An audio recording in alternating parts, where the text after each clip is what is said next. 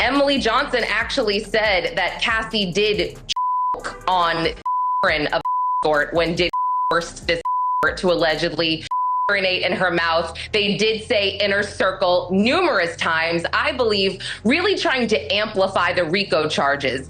Diddy couldn't have done all of these crimes without his inner circle, right? Without his bodyguard, without his driver, without his assistant. They talked about alleged kidnappings. That one time he kidnapped his assistant to go and try to find Cassie when he thought Cassie was cheating. I mean, it was wild. I feel like I could go on forever, but I won't. The second thing that was discussed this morning, will the public, will the media be able to see video of these Day 2 of the courtroom drama that's starting to feel less like a legal proceeding and more like the deleted scenes from Saw Celebrity Edition just wrapped. Cassie told the jury that the offs made her feel disgusting and humiliated and worthless. She did say these lasted between 1 and 4 days, and it would take her an equal amount of time to get her body recovered, to rehydrate, to rest. Well, I think we're going to learn a lot about the nature of Cassie's relationship with Diddy. Cassie Ventura just named Christina Courtroom as keeping tabs on her for Diddy.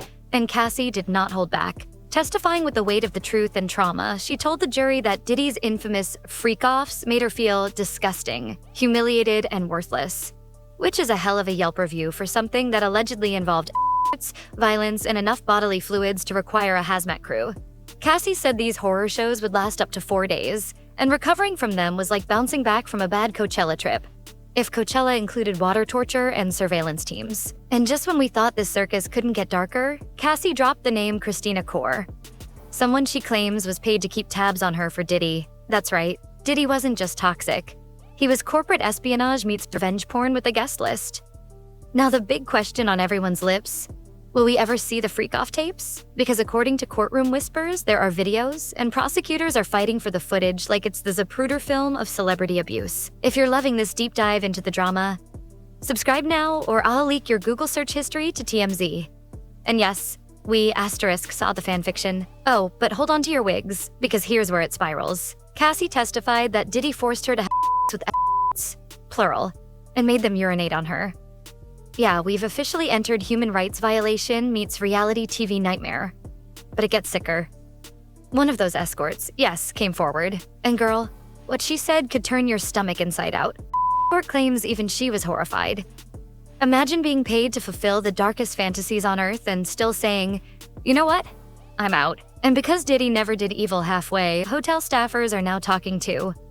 Apparently, he handed out hush money like party favors, bribing employees to look the other way while he allegedly beat Cassie, choked her, or, in one jaw-dropping claim, kidnapped her when she tried to escape.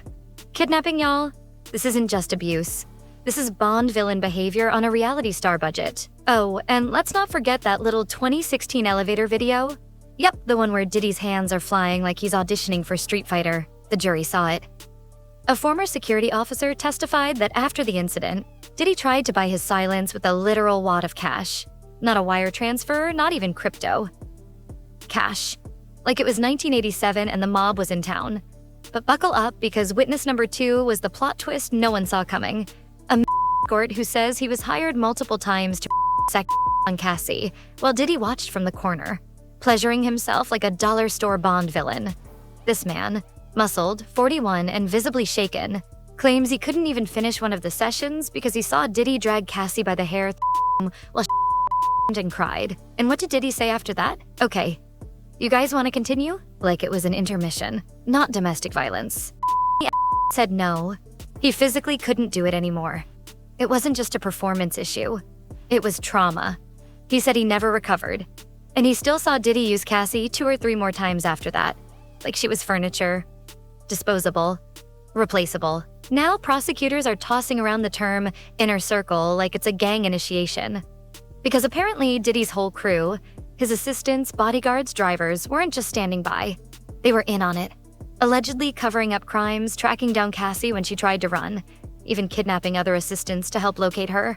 The vibe? Less bad boy records, more eyes wide shut meets FBI RICO filing. And yes, there was urine. Again. One Emily Johnson says Diddy pee into Cassie's mouth, and Cassie choked on it. You can't that. No one needed that image, and now it's burned into our collective subconscious like a cursed VHS tape. But what's most chilling? The way Diddy allegedly weaponized his fame, money, and power to build a system, an entire infrastructure, around abuse. Not just committing it, but protecting it, enabling it, monetizing it. So as day 2 ends and the courtroom prepares for more nightmare fuel, one thing's clear. This isn't just the fall of a music mogul. It's the slow public autopsy of a man who built an empire on control, violence, and silence. The courtroom's hotter than a bad boy reunion tour in July because Cassie Ventura just came face to face with Diddy for the first time since 2018.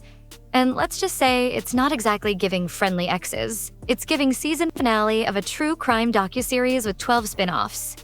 Emotions are sky high, the testimonies are rolling, and the prosecutors warned everyone to buckle up. Because it's going to be a long, brutal ride through trauma, manipulation, and enough receipts to shut down a CVS. And if you thought things couldn't get messier, honey, Cassie just dropped the name Christina Courtroom like it was a mic. Not only is Christina Diddy's former chief of staff, but Cassie just said she was keeping literal tabs on her, allegedly sent by Diddy like a human AirTag. Cassie detailed how Diddy monitored her every move. If she so much as stepped out of line, one of his security guards or assistants, like David James or Christina herself, would be sent to fetch her like a wayward shopping cart. We're not even in RICO territory anymore. We're in full-blown cult logistics. And plot twist? Back when the worst of this allegedly happened, Christina Core wasn't even chief of staff. Sis was still just an assistant. So, if she was already deep in the muck back then, you can only imagine what she knew when she leveled up the ladder. This isn't some harmless bystander caught in the crossfire. This is allegedly a co-producer in the Freak Show. But wait, it's giving Scooby-Doo Mystery meets Law Order SVU, because Diddy's other assistant, Philip Pines, is out here blowing up everything. He testified to the grand jury, turned over text messages between himself and, Christina Core, for off supplies. What even are off supplies? A ring light and a bottle of pee? A panic room keycard? Your guess is as haunted as ours. And while the prosecution is busy building a bombshell case, witnesses are apparently pulling a Houdini. Victim #3, set to testify, has suddenly gone missing. Prosecutors can't reach her, and we're all supposed to just believe she got cold feet? Girl, this trial isn't just a legal battle, it's turning into an episode of Unsolved Mysteries. Is she scared? Hiding? Threatened? No one knows. Oh, and it gets spookier. A juror asked to be removed from the panel, citing personal well-being. Translation? They saw what was coming and noped right out of it. You know it's dark when even the jury needs emotional support, but don't panic. The prosecution says they've got plenty more victims ready to take the stand.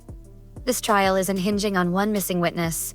The stories are stacking up like a horror anthology, and each new testimony reveals a web so tangled it makes the Epstein files look like amateur hour. Because let's be clear, this isn't just about Diddy anymore.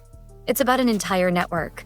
Assistants, staff, security, allegedly helping cover up a decade-long saga of abuse, surveillance, control, and deeply disturbing power plays. People didn't just look away. According to these claims, they enabled it. So, if you're not following this case like it's your full-time job, you're missing the biggest celebrity reckoning since Weinstein. Stay tuned, because this isn't just about a disgraced mogul. It's about dismantling the house he built and dragging every last co-conspirator into the light. Like, subscribe and set your notifications. Because this trial isn't just a court case. It's the expose of the decade.